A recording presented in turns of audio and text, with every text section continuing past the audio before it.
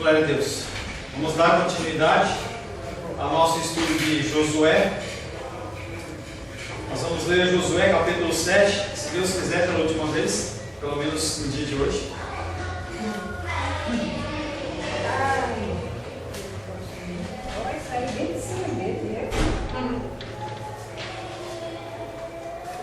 Josué capítulo 7. Prevaricaram os filhos de Israel nas coisas condenadas, porque Acã, filho de Carmi, filho de Zabdi, filho de Zera, da tribo de Judá, tomou das coisas condenadas. A ira do Senhor se acendeu contra os filhos de Israel. Enviando, pois, Josué de Jericó alguns homens a Ai, que está junto a Bet-Avém, ao oriente de Betel, falou-lhes, dizendo: fecha a porta lá, ó. Subi e espiai a terra. Fecha a porta, por favor.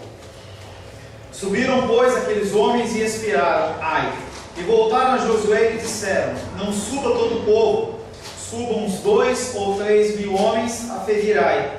Não fatigueis ali todo o povo, porque são poucos os inimigos. Assim subiram lá do povo uns 3 mil homens, os quais fugiram diante dos homens de Ai. Os homens de Ai feriram deles uns 36, e aos outros perseguiram, desde a porta até as pedreiras, e os derrotaram na descida. E o coração do povo se derreteu e se tornou como água. Então Josué rasgou suas vestes e se prostrou em terra, sobre o seu rosto, perante a arca do Senhor até a tarde. Ele e os anciãos de Israel deitaram pó sobre a cabeça. Disse Josué: ah, Senhor Deus, por que fizeste esse povo passar o Jordão, para nos entregares nas mãos dos amorreus, para nos fazerem perecer? Tomaram-nos, contentaram-nos, como ficarmos da além do Jordão. Ah, Senhor, que direi? Pois Israel virou as costas diante dos seus inimigos. Ouvindo isso, os cananeus e todos os moradores da terra nos cercarão e desarraigarão o nosso nome da terra. Então, que farás ao teu grande nome? Então disse o Senhor a Josué: levanta-te, porque estás prostrado assim sobre o rosto? Israel pecou e violaram a minha aliança. Aquilo que eu lhes ordenara, pois tomaram das coisas condenadas e furtaram, e dissimularam, e até debaixo da sua bagagem o puseram. Pelo que os filhos de Israel não puderam resistir aos seus inimigos. Viraram as costas diante deles, porque Israel se fizera condenado. Já não serei convosco, se não eliminardes do vosso meio a coisa roubada. Dispõe-te e santifica o povo, e dizem: santificai-vos para amanhã, porque assim diz o Senhor Deus de Israel: há coisas condenadas no vosso meio, ó Israel. Aos vossos inimigos não podereis resistir, enquanto não eliminardes do vosso meio as coisas condenadas. Pela manhã, pois, vos chegareis, segundo as vossas tribos, e será que a tribo que o Senhor designar por sorte se chegará, segundo as famílias, e a família que o Senhor designar se chegará por casa, e a casa que o Senhor designar se chegará homem por homem. Aquele que for achado com a coisa condenada será queimado, ele e tudo quanto tiver, porquanto violou a aliança do Senhor e fez loucura em Israel. Então Josué se levantou de madrugada e fez chegar a Israel segundo as suas tribos, e caiu a sorte sobre a tribo de Judá. Fazendo chegar a tribo de Judá, caiu sobre a família dos Zeraitas. Fazendo chegar a família dos Zeraitas, homem por homem, caiu Zabdi. E fazendo chegar casa à sua casa, homem por homem, caiu sobre Acã, filho de Carmi, filho de Zabdi, filho de Zera, da tribo de Judá. Então disse Josué a Acã: filho meu, dá glória ao Senhor, Deus de Israel, e a ele rende louvores, e declara-me agora o que fizeste, não me ocultes. Respondeu Acã a Josué e disse: verdadeiramente pequei contra o Senhor Deus de Israel, e fiz assim e assim. Quando vi entre os despojos uma boa capa babilônica, e 200 ciclos de prata, e uma barra de ouro do peso de 50 ciclos, cobicei-os e tomei-os, e eis que estão escondidos na terra, no meio da minha tenda, e a prata por baixo. Amém? Vamos até aqui. Senhor, em nome de Jesus, lemos a Tua palavra. Queremos Te louvar porque podemos mais uma vez estar na Tua presença, orando, glorificando e exaltando o Teu santo nome. Nos dá um entendimento com a Tua palavra, Senhor. Clareia, ilumina os nossos entendimentos através do Teu Espírito Santo. Pai, em nome de Jesus, amém. Semana passada nós falamos sobre a revelação de que o pecado de Israel estava sobre Acã. Tá? Então esse pecado ele foi revelado e uma série de esquematições, como nós falamos na semana passada, e nós finalizamos na semana passada falando sobre o valor desse montante que ele roubou. Ele roubou uma capa babilônica, eu não tenho como quantificar isso, mas eu quantifiquei a quantidade de prata e a quantidade de ouro. Falei na semana passada que ele havia roubado 200 ciclos de prata, equivale a aproximadamente 2,3 kg, e isso também equivale ao valor de R$ 2.300, R$ 2.375 de prata. E ele roubou também uma barra de ouro, pesando 50 ciclos, que representa 575 gramas. E essas 575 gramas têm como valor nos dias de hoje R$ 53.800. Então ele roubou aproximadamente R$ 56 mil entre ouro, prata, sem contar a capa babilônica. Essas coisas despertaram a cobiça de Acã, o qual é a raiz de todo o pecado. Abra Êxodo 20, verso 17, para a gente relembrar o que nós falamos. Êxodo 20, verso 17.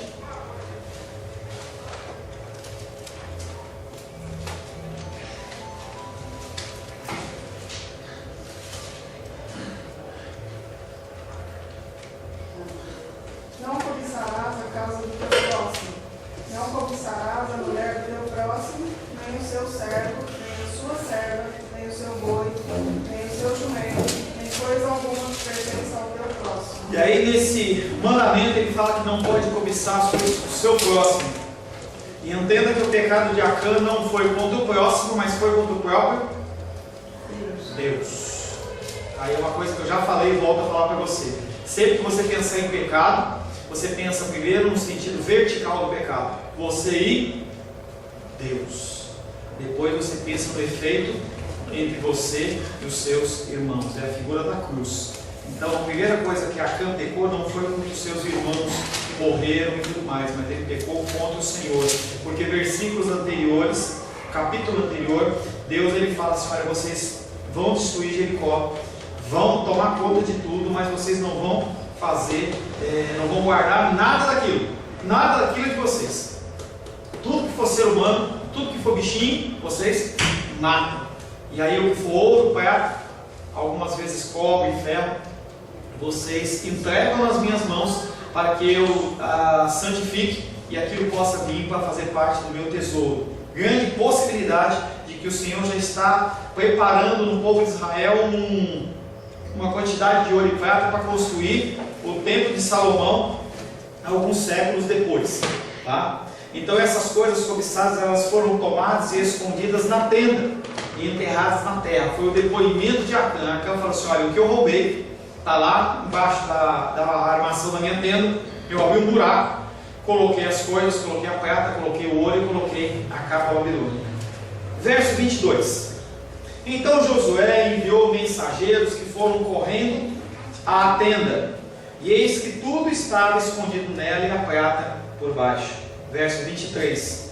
Tomaram, pois, aquelas coisas do meio da tenda e as trouxeram a Josué e a todos os filhos de Israel e as colocaram perante o Senhor. Então Josué, ele, depois que Acã confessa, ele manda que os seus soldados vão até a tenda para conferir e para pegar tudo aquilo ali que era uma coisa que tinha que ser eliminada do meio de Israel, porque o Senhor falou assim: que enquanto não eliminar o pecado do meio de Israel, eu não estou com vocês. Eu vou estar contra vocês a favor dos seus inimigos. Então ele manda os soldados exatamente para recolher esse material. A partir desse momento a história começa a se mover rapidamente. Enquanto aquilo estava bem devagarzinho, mostrando, olha, família tal, as coisas, ele acelera e dá uma acelerada. A partir desse ponto a história move-se rapidamente para a conclusão, e a conclusão é a morte. Mensageiros são enviados e encontrados os objetos roubados exatamente como Acã havia confessado. Levados para Josué e os israelitas, os itens são expostos para que todos vejam, mas mais do que o povo ver, eles estão apresentando aquilo que deveria estar dentro do tesouro do Senhor, ele devolve ao Senhor aquilo que havia sido roubado por Acã, aquilo que havia sido cobiçado por Acã. Verso 24. Então Josué e todo Israel com ele tomaram Acã, filho de Zera, e a prata, e a capa, e a barra de ouro, e os seus filhos, e as suas filhas, e os seus bois, e os seus jumentos, e as suas ovelhas, e a sua tenda, e tudo quanto tinha, e levaram-nos para um vale chamado Acor. De acordo com o verso 12, nós já lemos atrás, a coisa maldita nesse caso, Acã, por meio de quem a maldição caiu sobre Israel, tinha que ser destruída. De onde que Josué tirou isso? Que tinha que matar todo mundo. Deuteronômio capítulo 13. Deuteronômio capítulo 13. Lembre-se que o que eu falei para você desde o início de Josué. Josué não está nessa história para fazer a vontade dele, mas para cumprir os mandamentos que já foram determinados em todo o Pentateuco, em especial em Deuteronômio. Deuteronômio capítulo 13, versos 16 e 17. Alguém lê, por gentileza? Juntarás todo o seu despojo no meio da sua praça e a cidade e todo o seu despojo queimarás por oferta total ao Senhor teu Deus, e será montão perpétuo de ruínas, nunca mais se edificará. Também nada do que for condenado deverá ficar com a tua mão, para que o Senhor se aparte do ardor da sua ira e te faça misericórdia e tenha piedade de ti e te multiplique como jurou a teus pais. Então aqui ele vem falando sobre o processo de você purificar. Traz tudo no meio da praça, toca fogo, e o que for perecível, e aí fazendo em comparação com as nossas obras, o que for palha, o que for feno, o que não for coisa que é imperecível, aquilo é queimado.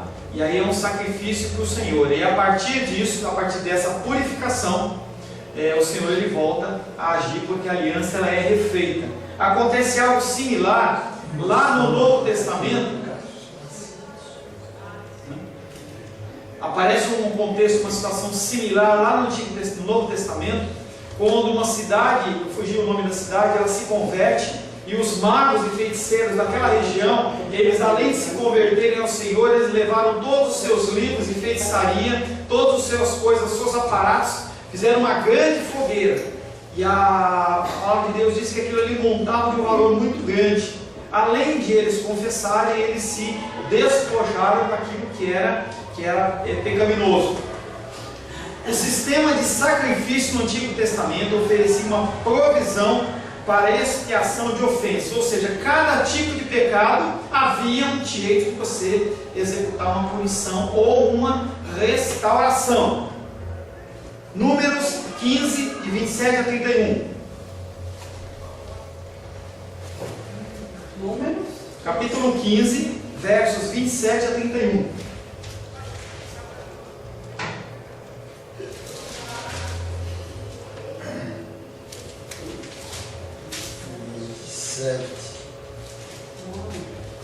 E se alguma alma pecar por erro, para expiação do pecado, oferecerá uma cabra de 1 ano.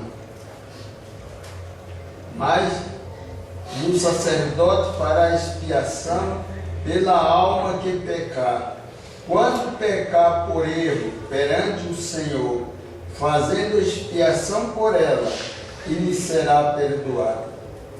Para o natural dos filhos de Israel, para o estrangeiro que no meio deles peregrina, uma mesma lei vos será para aquele que isso fizer por erro. Só um minutinho, irmão Cláudio. Dá uma pausa aí, você já vai continuar a ler. Então ele começa a apresentar o primeiro caso. Se a pessoa cometeu um erro, se a pessoa cometeu uma falha, se ela cometeu um pecado por ignorância, há a possibilidade de restauração. Seja para o estrangeiro, seja para o natural da terra, no caso o judeu. Então ele fala, para esse tipo de pessoa, o pecado ele foi cometido, pode ser restaurado através de um sacrifício. No caso, ele começa falando, matar uma cabra de um ano. Você oferece uma cabra de um ano dizendo: Deus, eu não sabia desse pecado, eu não sabia que eu estava cometendo um erro, então eu ofereço um sacrifício, e aí ele era isento daquele pecado. Agora nós vamos falar que é a condição de Acã. Acã sabia que estava errado? Sabia, Deus tinha comentado antes, tinha avisado, além da lei toda que vem condenando, havia uma declaração de Deus que não deveria pegar. Então deve ter um fio solto ali, tá? Não tem problema. Mas tá gravando? Caiu.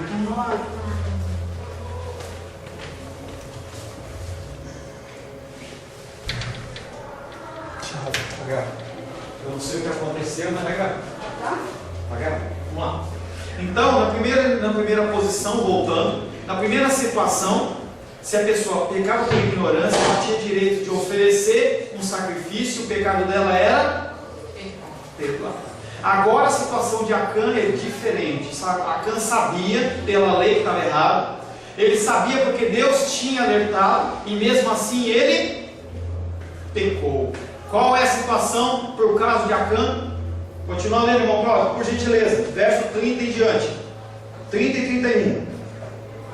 Mas a alma que fizer alguma coisa, a mão levantada, que seja dos naturais que dos estrangeiros, injúria ao Senhor, tal alma será extirpada do meio do povo, pois desprezou a palavra do Senhor e anulou o seu mandamento. Totalmente será extirpada aquela alma, e a sua iniquidade será sobre ela.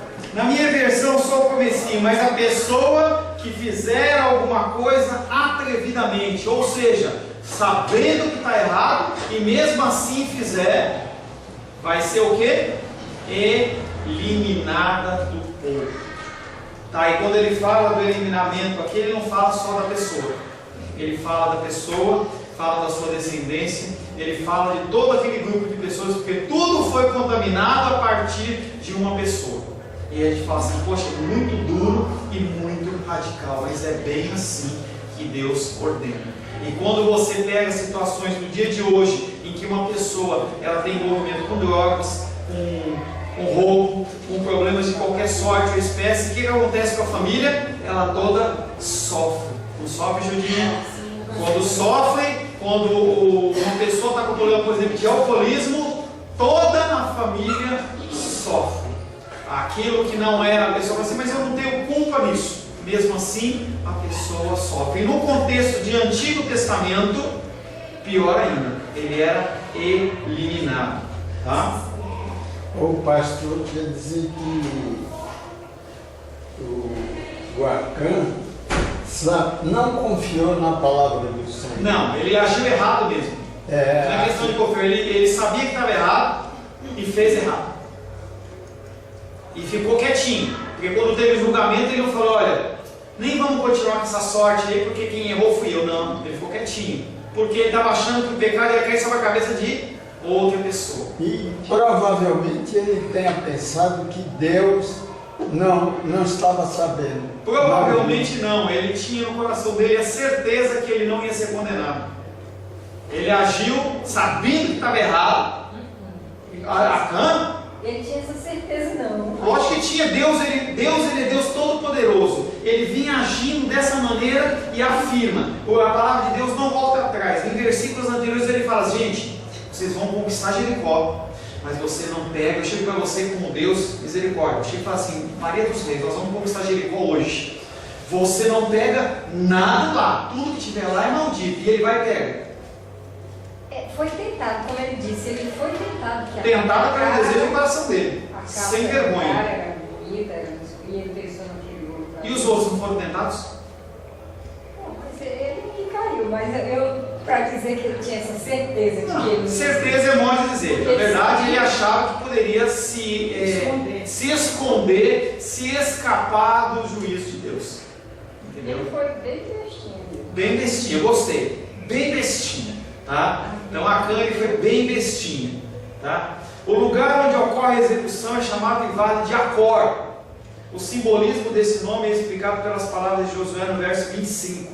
Será um vale dedicado à memória daquele que afligiu Israel. E o povo naquela época em especial, eu falava sempre para as crianças isso. As pessoas, elas eram designadas, os lugares eles eram designados em relação ao que tinha acontecido naquele lugar.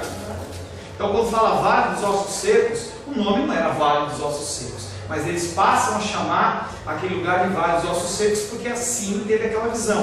Nesse caso, a figura do Acor, esse Acor quer dizer o quê? Lugar onde foi afligido Israel. Então eles davam um nome para o lugar, é como se fosse uma referência. Aquele lugar ali, apesar de ser o nome Vale do Amanhecer, não, ali o nome que a gente vai dar é o vale onde foi afligido Israel, porque ali eles passaram por aquela dificuldade. Eles identificavam o lugar com a situação. Pastor, eu fui comprar um medicamento ontem, saí aqui do Guará, fui de metrô, lá na Rua das Farmácias. Você não parou naquele lugar que abriu o carro do senhor não, né? Faça isso, hein? Aí eu fui de ônibus e voltei de metrô. Aí quando eu cheguei lá, na drogaria, era caro, eu fui em outra, aí fui em outra drogaria, aí o moço me disse, olha, é tanto. Aí eu mostrei para ele o furinho para tirar a glicose. Aí me deu um outro medicamento. Me deu as palhetinhas, onde a gente põe o sangue. Aí eu vim em casa, quando fui tirar a amostra, a glicose, aí eu vi que era palheta. Palheta eu tenho. Peguei lá no posto. Aí eu digo, e agora? Aí eu falei com a Dinha, aí expliquei. A Dinha disse. Aí eu falei com a Dinha, ela disse que aí eu disse que tinha trocado. Ele me deu, aí eu voltei lá para trocar, ele me deu a parte que eu comprei e me deu a agulha. Aí eu digo, ele me deu 53, que foi 25 agulha, e me deu. Eu digo, aí vim para casa. Aí quando eu fui tomar, eu digo, ele me deu errado. Eu fui lá trocar. Aí eu disse, olha, eu vim aqui falar com o moço. O senhor voltou lá de novo? Voltei. Já era 4 horas. E foi de manhã. Aí eu queria falar com um moço. Tem um aí, a maioria foi embora. Mais do que só pode ser homem, a moça me disse, que eu queria falar com ele. Aí fui chamar um lá dentro, aí ele veio e disse, olha, aí expliquei para ele, ele foi lá, pegou a nota e disse, eu disse, olha, ele me deu me deu as palhetas e me deu mais 53 cruzeiros reais. Olha, eu acho que não está certo, vai faltar, e vai prestar conta e vai faltar. Aí ele disse, foi lá, pegou a nota, aí viu, disse, não, moça, está certo. Ele devolveu as palhetas e recolheu a outra. Está certo. Muito obrigado pela sua consciência, porque se todos fizessem assim, o mundo seria muito bom. Mas eu digo, mas eu não confiei, eu digo, eu acho que ele me deu dinheiro demais.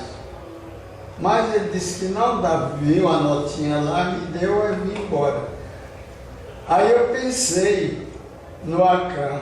Em casa, eu pensei aí. Então, o que acontece? Você é colocado em situações, como o Reis falou, você é colocado em situações e você tem que decidir. É isso que nós temos falado na palavra. Se você ouve a palavra, o Espírito Santo ele vai te convencer do pecado, da justiça e do juízo. Cabe você pôr isso em prática ou não. Acã não colocou em prática. Acã ele viu toda essa situação e ele falou assim: vou tomar para mim, porque eu vou levar vantagem com isso.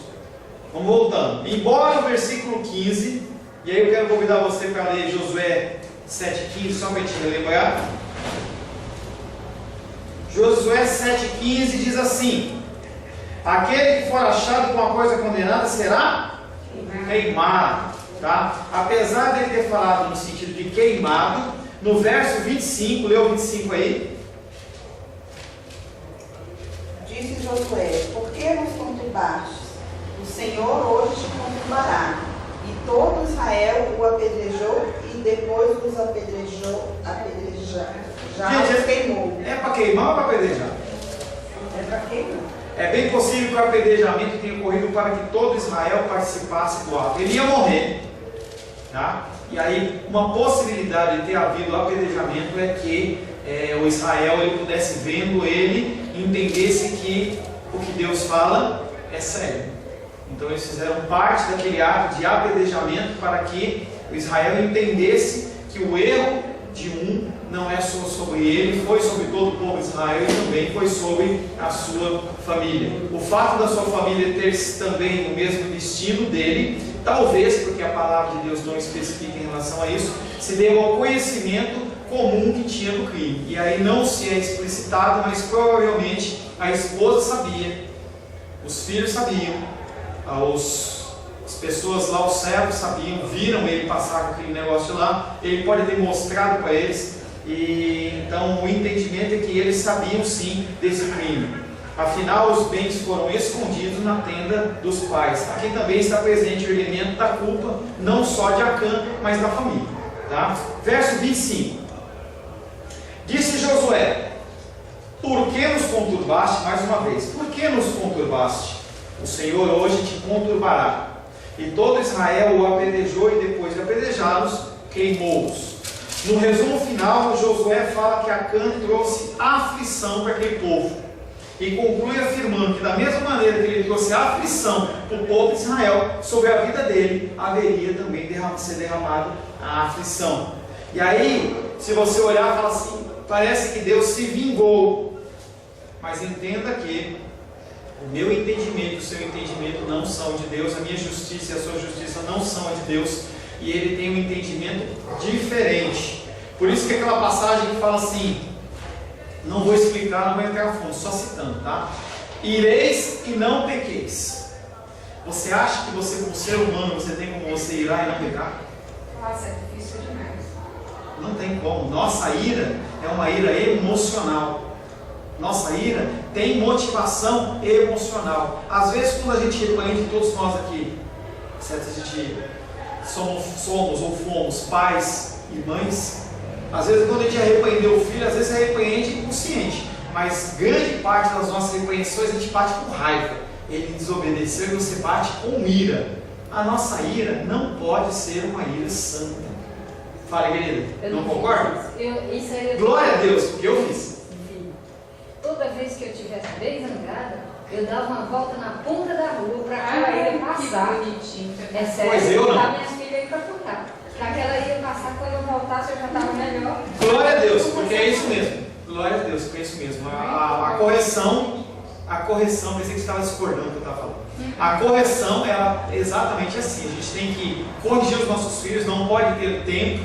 Você dá um tempo longo, porque senão ele esquece, nem cachorro esquece. Entendeu? Quando interessa, esquece, né? Então a pessoa esquece. Tem que ser uma correção o mais perto possível, mas não pode ser uma correção com ira. Não pode. E é uma correção que Deus faz sobre a nossa vida. Ele não faz uma correção com a ira emocional que a gente tem. Você está com aquela raiva, o menino, eu falei 10 vezes, ele não fez. E eu confesso a você que algumas vezes eu me pego dando um tapinha naquele bumbumzinho gordo da Luli, entendeu? Com ira, tá? Depois a Rosângela sabiamente me repreende e eu vou lá e peço perdão para ela pelo meu excesso, não pela minha correção, e tudo fica aparentemente de uma maneira correta. Espero que o Senhor me perdoe em relação a essas coisas. Voltando, então ele fala sobre essa aflição que foi entregue, fala sobre uma vingança, mas não no sentido da vingança humana, sim uma correção divina. Josué age de acordo com o mandamento divino, que Deus tinha falado: olha, você vai ser apedrejado, quem fizer isso vai ser apedrejado, vai ser queimado. Então Josué não tirou aquilo da cabeça dele, veio com um mandamento divino. Ezequiel capítulo 16, versos 58 e 59. O que acontece depois que a coisa é corrigida? Ezequiel capítulo 16, versos 58 e 59. Eu sei que você nunca estudou Ezequiel, nunca leu. Ezequiel 16, versos 58 e 59. As tuas depravações e as tuas abominações tu levarás do Senhor, porque assim diz o Senhor Deus: eu te farei a ti como fizeste, como desprezaste o juramento, invalidando a aliança. E aí o Senhor fala: da mesma maneira que você age, você agiu comigo, você vai receber em troca. Parece que é um espírito vingativo, mas não é.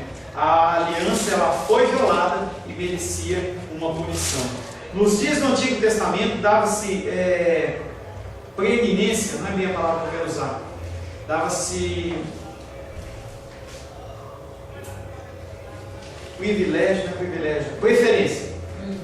No Antigo Testamento dava-se preferência à morte física como castigo pelo pecado. Claro, dependendo do pecado e dependendo da situação, como nós lemos de Deuteronômio, se era por ignorância ou fez de caso pensado. Mas é melhor não tirar conclusões precipitadas quanto ao destino eterno daqueles que foram castigados. Então a gente não sabe se Acã está lá no seio de Abraão, porque no final das contas ele confessou, não se sabe. Então o que eu falo para você é que a gente tem que tomar cuidado com o julgamento que a gente executa sobre os irmãos e irmãs, tá? À medida que a revelação progride, a verdadeira relação entre pecado e castigo torna-se clara. Jesus, ele rejeita a sugestão de um juízo do tipo acontecido com Elias, mas ao mesmo tempo, abre aí, Lucas capítulo 10, vamos ler um textinho, você vai entender o que eu estou falando. Lucas capítulo 10, versos de 8 a 12, eu vou ler, tá? Lucas 10, versos de 8 a 12.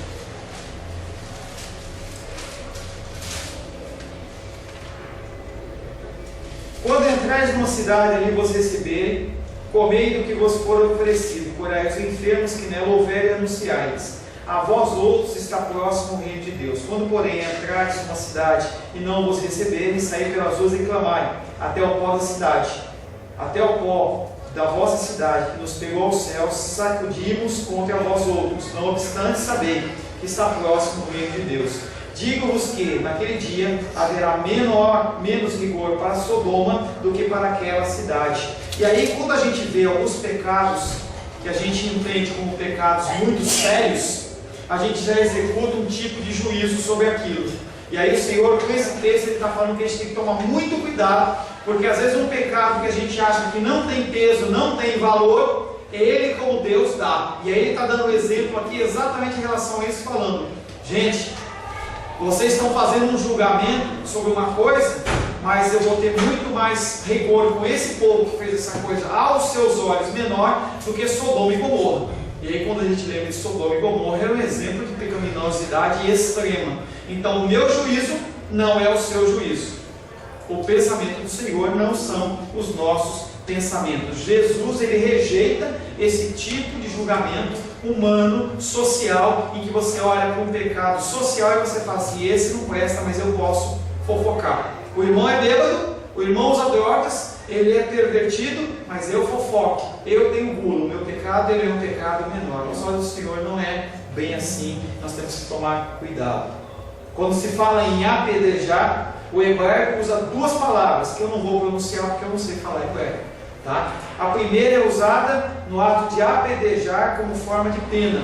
A segunda fala-se de você jogar pedras no sentido de fazer o túmulo da pessoa. Então a pessoa está morta e ele executa o sentido de você jogar pedras não na pessoa, e sim com ela morta você fazer como se fosse um túmulo. Então tem essas duas referências quando se fala em apedrejamento. Por isso que pode ter matado ele morto, queimado, e depois simplesmente colocou as pedras como memorial. Alguém ia passar ali, olhar e falar assim, ele cometeu pecado, e aí fala assim, esse monte de pedras está aqui até o dia de hoje. E já respondeu a pergunta que eu queria perguntar depois. Por que fizeram aquele montão de pedras? As pedras, elas eram referência. As pedras eram um sinal para que as pessoas soubessem que havia acontecido alguma coisa. Fala assim, o que aconteceu aqui? Aqui aonde? No vale de Acor. Acor, vale onde foram afligidos os povos de Israel. E vinha toda a história na sequência. Entendeu? Aquilo ali funcionava como um memorial ou como um símbolo. Amém, queridos? Acabamos Josué, capítulo 7. Não acabamos, tem o verso 26 ainda. E levaram sobre ele, no livro 26, e levaram sobre ele um montão de pedras que permanece até o dia de hoje. Assim o Senhor apagou o furor da sua ira, pelo que aquele lugar se chama Vale de Acor até o dia de hoje. E aí a narrativa finaliza exatamente falando que depois que o pecado, depois que a coisa foi eliminada, foi feita a restauração, no nosso caso, como na nova aliança. Quando nós pedimos perdão dos nossos pecados ao Senhor, a aliança ela é novamente restaurada. Agora acabou. Amém? Amém.